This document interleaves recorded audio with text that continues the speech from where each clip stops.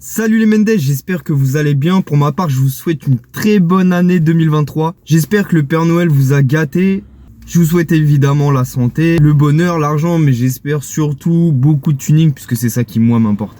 Je vais vous faire une petite vidéo, pas grand chose de fou, c'est juste une petite vidéo en fait bilan de cette année puisqu'en fait ça a pas mal bougé, donc je voulais mettre ça en vidéo, vous expliquer un petit peu où j'en étais, ce que j'avais en tête, là où j'étais content, les points améliorés, etc. Donc je vous balance le générique, je vous retrouve tout de suite.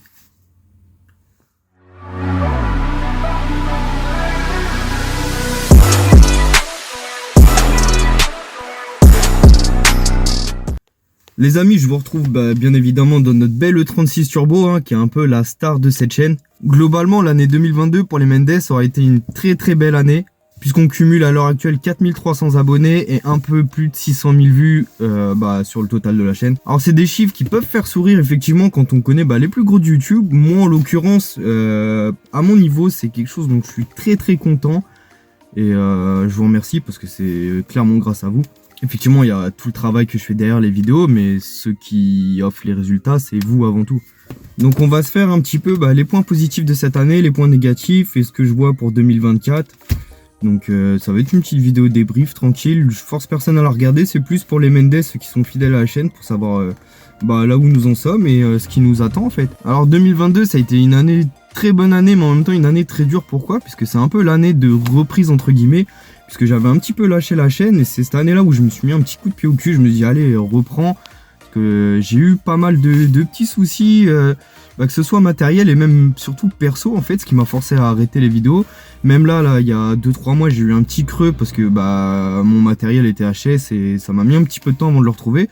Donc c'est pour ça qu'il y a eu un creux de 3 semaines juste après la vidéo en fait de du kitter sur notre 36 en fait. Et maintenant j'espère que ça va être réglé. Donc avant tout 2022 ça a été une année un peu de flottement. Mais dans l'ensemble, je suis très content. Pourquoi? On va commencer avec ça d'emblée. Tout simplement, en fait, les résultats que la chaîne a fait. Parce que j'estime qu'une chaîne, en fait, qui monte aussi faible la croissance soit-elle, c'est une chaîne qui vit, c'est une chaîne qui vit d'elle-même, tout simplement, qui est pas morte. Alors que là, je commencerai à m'inquiéter si je voyais la chaîne stagner, comme ça a pu être le cas, en fait, des années précédentes, où le contenu était pas régulier, où les vidéos étaient pas spécialement folles en termes de contenu, donc ça se trahit sur les chiffres, c'est à dire que ça stagne et ça bouge pas. Alors que cette année on est sur une grosse croissance, surtout en termes d'abonnés. Alors évidemment c'est vrai que ce qui m'a donné un gros coup de pouce surtout, c'est évidemment le passage de la E36 chez Jessica, à qui d'ailleurs je passe un bonjour et une grosse dédicace et un joyeux anniversaire pour ses 3 ans. Effectivement c'est grâce à ça que j'ai récolté pas mal d'abonnés d'un coup, mais j'ai envie de dire ça fait pas tout, puisque si en fait ça force les gens, ça force personne à s'abonner. Donc si les gens sont abonnés, c'est qu'ils y trouvent quand même leur compte, c'est pas juste ils ont cliqué, ils se sont dit une chaîne lambda, je m'abonne pour le fun. Moi à titre d'exemple, quand je m'abonne à une chaîne, c'est parce que j'ai commencé un petit peu à éplucher le contenu, je me suis dit que ça me parlait et que potentiellement si je m'abonnais, je pouvais tomber sur du contenu qui moi m'intéressait. Donc fatalement qui va de pair avec le nombre d'abonnés croissants, c'est le nombre de vues. Donc là aussi ça monte petit à petit crescendo, c'est pas encore des stats de fou, mais j'en suis pas là, je suis pas là non plus à proposer un contenu exceptionnel. Moi c'est, je dirais, plus authentique que certains, on va dire collègues, où on voit tout de suite sur le contenu ou sur les titres, les miniatures, que c'est très orienté sur les vues. Alors moi c'est plus authentique, moi j'ai pas envie de prostituer en fait mon contenu, faire quelque chose qui plaît pour plaire. Moi ce que je propose c'est quelque chose qui vient du cœur, c'est quelque chose d'authentique. Quand je bosse sur mes voitures, c'est parce que je vous fais partager ça, mais c'est mes voitures, c'est fait entre nous, c'est fait dans l'idée que ça puisse servir à d'autres personnes, soit à leur donner des idées, soit tout simplement à transposer un peu leur envie sur ce que je peux faire, ou même trouver en mon image le bon poteau, puisque c'est ce que je peux être dans la vie courante. Pour ceux qui m'ont rencontré en vrai, y a pas de problème, on peut passer une demi-heure à parler de la voiture, ou même de votre voiture, ou des modifs. Sur ça, c'est un peu la base. Donc c'est là aussi où je suis content et déçu, et j'y reviendrai, c'est tout simplement parce que j'ai su rester authentique dans mes vidéos par rapport au contenu que je proposais. Oui, je sais d'avance qu'il y a des contenus qui marcheront mieux que d'autres, faut pas être stupide là-dessus. Je sais très bien, par exemple, quand je poste une vidéo de la E36 qui va faire beaucoup plus de vues qu'une vidéo sur le CLK, ça c'est une évidence. Et c'est totalement légitime parce que je trouve le projet de la E36 beaucoup plus intéressant que celui de la SLK. Mais c'est surtout que la E36 parle surtout à une plus grosse majorité de personnes en fait. Autre point où je suis très content, bah, c'est surtout la présence et l'investissement perso de tous les Mendes. J'entends par là qu'on a fait une grosse saison, surtout sur la fin d'année où on a été présent sur pas mal d'événements, on s'est déplacé un peu partout. Pas très très loin encore, on est surtout resté dans l'Île-de-France, mais aussi les régions alentours, donc l'Eure-et-Loire, l'Eure. Mais on a bougé. On s'est montré, on a Maxime à créer les stickers. Donc là, pour le moment, c'est pas quelque chose qu'on a mis en vente, pas quelque chose qui est primordial, mais au moins on a ça de fait. Ça nous permet de montrer qu'on est là, puisque comme je l'ai dit dans la vidéo sur les Mendes, c'est avant tout une équipe. Bien sûr, c'est moi l'acteur principal, puisque c'est moi qui chapeaute la chaîne. Mais lorsque je vais sur des rassos, c'est très très très rare que je sois tout seul. Et la plupart du temps, quand je suis sur un rasso, c'est avec les Mendes que vous voyez dans toutes mes vidéos en fait.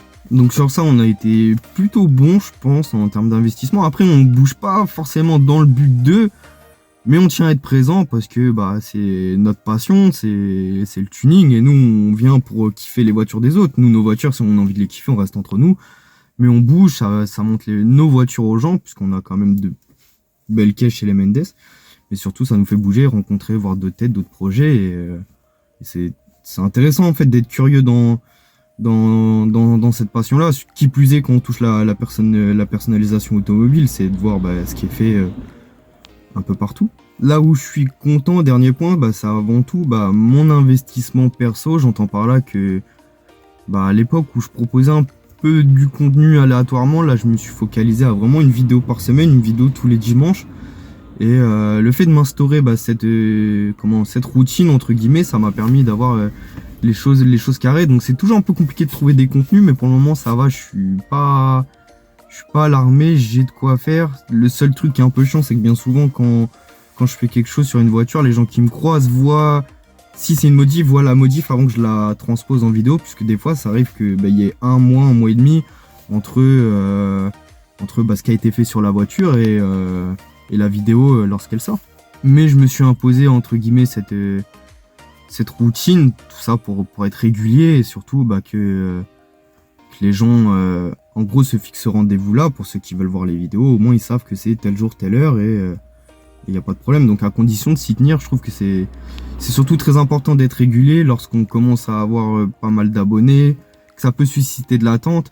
Je sais que par exemple les vidéos de la E36, l'avancement de la E36, c'est quelque chose qui est plutôt attendu par la communauté, donc c'est du travail, faut le faire et c'est le jeu. Donc on va passer à la partie un peu moins marrante, c'est les points négatifs. Alors ce qui me vient en tête tout de suite, c'est effectivement aussi les résultats entre guillemets. Et c'est vrai que je parle pas de la chaîne en général, mais plus vidéo à vidéo. Il y a des vidéos où ça a été un investissement en termes de temps et je trouve pas le public. J'ai encore du mal des fois à cerner en fait ce qui vous intéresse ou non. Après, c'est un peu la faiblesse de ma chaîne dans le sens où je propose quelque chose de large tant que ça touche à l'automobile. J'ai surtout en tête la vidéo que j'ai fait avec Plit au Mans, que je trouvais top en termes de montage et même intéressant, puisque ça peut donner des envies aux gens de se faire ce stage-là, voir comment ça se passe réellement. Puisque moi, honnêtement, avant d'assister au tour de piste avec Plit, je savais pas du tout comment ça marchait, donc c'était une belle découverte pour moi. Je pensais que ça allait être une belle découverte pour vous, mais finalement, ça n'a pas tant marché.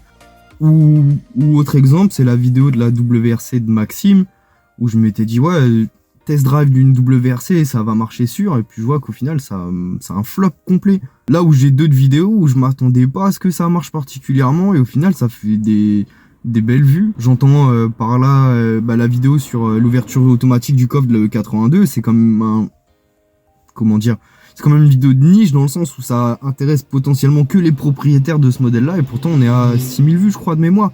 Donc c'est énorme. Moi à partir du moment où je fais au moins autant de vues que d'abonnés, c'est que la vidéo marche très bien. Ça peut faire sourire mais pour moi c'est l'objectif que je me fixe. Du moment que je fais autant de vues que d'abonnés, c'est que j'ai bien réussi mon pari. Autre petite déception pour moi, c'est tout simplement les projets qui stagnent un peu.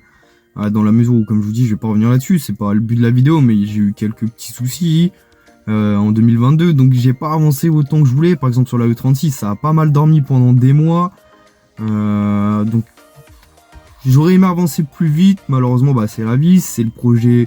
La E36, c'est le projet d'une vie, donc c'est pour ça je me presse pas, je préfère faire les choses bien. Et c'est une voiture que je vendrai pas de toute manière, donc ce n'est que chose remise au lendemain en fait. Mais quand bien même, je tiens à vous dire que j'aimerais vous proposer plus de contenu sur cette caisse, parce que je sais que ça intéresse, et parce que moi-même, c'est la voiture sur laquelle je suis le plus concentré en fait. Une petite chose aussi, c'est que j'aimerais rendre les vidéos forcément plus quali. Normal, ça va de pair aussi avec la croissance de la chaîne. Plus la chaîne grandit, plus j'ai envie de proposer des vidéos qui sont belles. Je parle pas du contenu en lui-même, mais surtout de la manière dont les vidéos sont apportées, dont les vidéos sont filmées. J'aimerais que esthétiquement ce soit plus joli. Je commence à avoir un peu plus d'aisance avec les logiciels de montage, etc. Mais c'est pas ma tasse de thé particulièrement. Même si j'ai des amis qui me font des retours positifs dans ce sens-là, qui me disent ouais, c'est de mieux en mieux.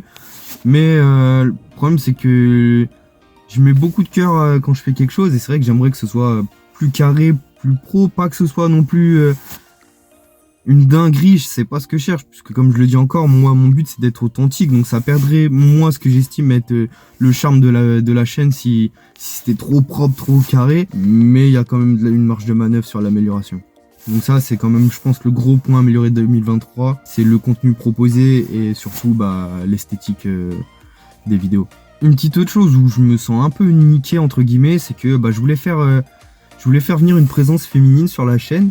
Non pas spécialement pour gratter des vues, même si je sais que oui, ça apporte un plus là-dessus, mais c'est surtout que j'avais dans mon entourage une personne qui était très fan de voitures, qui avait un sens de l'humour, je pense, assez développé, donc ça aurait pu vraiment matcher avec le côté un peu décomplexé de la chaîne. Donc c'est pas pour autant qu'on s'appelle Boiserie, qu'on va aller foutre des caisses dans des champs juste pour gaulerie, mais ça pouvait apporter un peu de fraîcheur, je pense, à la chaîne, un autre regard, surtout que je sais que potentiellement des gens peuvent s'identifier à moi au travers des modifications que je fais. Mais ça aurait été intéressant aussi, comme je sais qu'il y a une communauté de fans de caisses féminines de plus en plus grande, ça aurait pu permettre en fait à cette strate de la population entre guillemets de s'identifier à cette personne-là. Ça fait longtemps que j'avais ça en tête, là c'était le bon moment, c'était la bonne personne, ça aurait pu être très très cool. Et en plus de ça, ça aurait pu me servir à moi personnellement, dans le sens où sur certaines vidéos, ça aurait pu être la caméraman ou en tout cas un support technique, donc un peu plus d'aisance pour moi. Mais je parle vraiment en termes de contenu, ça aurait pu, je pense, être quelque chose de rafraîchissant, encore une fois je le dis, mais pour des raisons obscures malheureusement ce sera pas le cas, donc c'est vrai que c'est quelque chose qui me reste un petit peu en travers de la gorge, parce que c'est quelque chose qui aurait pu être très sympa je pense. Après des gens vont me dire que c'est pas nécessairement utile, ce que je peux comprendre aussi, mais c'est quelque chose qui moi me tenait à cœur. Ça faisait aussi une personne chez les Mendes en plus, un acteur de la chaîne en plus, donc du moment que c'est dans l'esprit de la chaîne, pour moi tout est bon à prendre à ce niveau là. Donc dernière petite chose, c'est pas négatif, mais c'est quelque chose sur lequel on va améliorer, c'est les Mendes, encore plus de présence, c'est à dire que là 2023 j'aimerais qu'on bouge, et c'est ce qu'on va commencer à faire sur des plus gros événements de tuning, non seulement pour vous les couvrir en vidéo, mais surtout nous pour notre kiff perso, et puis aussi pour proposer du contenu. Par exemple, je sais que là, le mois prochain, on va aller en Belgique pour le Hall of Fame, où là, la BM de Maxime a été sélectionnée. Donc c'est un gros rasso, enfin en termes de quali, je parle surtout en termes de qualité de projet, c'est un rasso qui regroupe des gros projets européens. Bon, faut kiffer le stance, hein, il n'y a pas forcément que des grosses prépas, des kits turbo, tout ça. Donc ça parle aussi peut-être qu'à une strate de la population, des gens qui sont pas forcément intéressés sur des caisses sur air posées avec des jantes. Mais moi ce que je vois, c'est qu'au-delà de l'aspect esthétique des voitures, c'est surtout la qualité de finition des projets. Donc c'est sur plein de petites choses, plein de rendez-vous comme ça qu'on aimerait être plus présent, non seulement pour se montrer, pour montrer que les Mendes sont vivants, et surtout pour notre kiff, et comme je vous le dis, pour proposer du contenu. Parce que je sais que des fois les rassos, les vidéos de rassos, ça intéresse. Puis c'est là aussi où le format vlog n'est plus présent, où je peux faire quelque chose d'un peu plus quali, comme je l'avais fait pour les brûleurs de gomme. C'est pas la vidéo du siècle, mais c'est une vidéo qui est plus jolie esthétiquement qu'un vlog. Le vlog, clairement, c'est comme là à l'heure actuelle, je filme, basta, ça se cantonne à ça. Donc là, c'est quelque chose où je peux mettre des effets, je peux faire des prises de vue un peu plus sympas. Et je pense que ça, c'est cool aussi. En tout cas, moi, ça me plaît de le faire. Donc 2023, ça va être vraiment l'année où je vais essayer de mettre un coup de collier sur ça, être plus strict sur la publication des vidéos, prévoir à l'avance ou non, me débrouiller plus facilement lorsque j'ai un problème de matos, ou même moi, prévoir des vidéos à l'avance, etc. J'aimerais surtout que le projet de la E36 avance encore un peu plus, enfin surtout plus vite. Après, faut pas mentir, le plus gros problème de ce projet-là, c'est comme la partie mécanique est finie, en fait, il reste que de l'esthétique. Et sans que ça paraisse, c'est quand même les travaux qui sont les plus onéreux. Bah là, par exemple, pour le changement des jantes, bah, ça force à changer les freins, refaire les jantes pour que ça fitte bien et enlever bah, les jantes dépareillées dégueulasses. Et ça, bah, c'est forcément quelque chose qui peut représenter vite fait une somme de 2000 €. C'est pas perdu, c'est quelque chose qui sera forcément fait puisque ça fait partie de mon projet en soi sur la voiture. Mais les aléas de la vie, le coût de la vie fait que bah c'est pas tous les jours facile de balancer 2000 € comme ça. C'est aussi pour cette raison que la E36 elle est beaucoup moins mise en avant en ce moment que la CLK. Parce que la CLK c'est vraiment des modifs de la débrouille, c'est des petits motifs à 50, 100 balles par-ci par-là. Alors par exemple la E36, c'est chaque modif qui va être fait grosso modo sur la voiture, c'est tout de suite un budget de 500, 1000 € en modification. Et bien sûr, autre axe de développement, j'aimerais bien sûr que la chaîne continue à grandir et grandir plus. Donc comme je le disais tout à l'heure, la vidéo avec Jessica m'a fait beaucoup de bien, m'a apporté une visibilité puisque j'ai pris 500 abonnés en même pas une semaine, donc c'est énorme pour moi, c'est ce que j'aurais pris limite sur une année. Là je l'ai pris en un laps de temps très court, donc ça a été vraiment un petit boost sur l'instant T. Mais c'est comme j'estime dans le milieu de la musique, lorsque vous sentez que vous avez une petite exposition, c'est là où il faut saisir la chance et rebondir là-dessus. Donc c'est pour ça que j'aimerais ne pas me reposer là-dessus. De toute façon ça s'est essoufflé en vrai. Mais pas dormir là-dessus, mais en profiter quand même et bah développer la chaîne, qu'on soit de plus en plus nombreux sur les réseaux, que vous me suiviez, que vous participez. Hein. Si on a créé un groupe Facebook, c'est avant tout pour que vous aussi vous partagiez vos projets, vos anecdotes, des vidéos, des conneries, ça peut être tout n'importe quoi. C'est vraiment une plateforme d'échange. Faut pas croire que le groupe Facebook c'est que en propagande, juste poster les vidéos, les caisses de Maxime, les caisses d'Intel. Non, c'est vraiment c'est un espace qui a été fait pour nous tous, en soi, pour la communauté, pour qu'on échange entre nous. Donc ça peut être aussi bien l'avancement de vos projets, les rassos.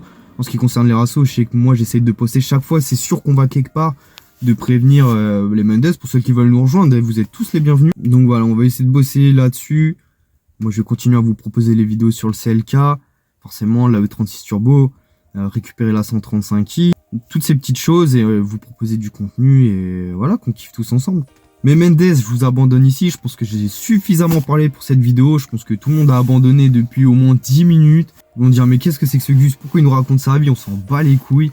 Envoyez-nous de la E36 Turbo, envoyez des flammes, on veut de la reproc du Pop and Bang. Mais malheureusement je me devais de faire cette petite vidéo récap. Déjà moi ça me permet de entre guillemets transposer ce que j'ai en tête dans une vidéo et surtout pour vous ça vous permet de voir ce qui vous attend et aussi comment c'est perçu de l'intérieur aussi. Donc je vous abandonne, n'hésitez pas à suivre sur les réseaux, forcément il y a un TikTok, Insta, Facebook. N'hésitez pas à vous abonner, forcément ça c'est quand même le b.a-ba. De toute façon je pense que si vous êtes là à l'heure actuelle c'est que vous l'êtes. Et moi je vous dis à la prochaine et je vous souhaite encore une très très bonne année 2023. Bisous à tous les Mendes.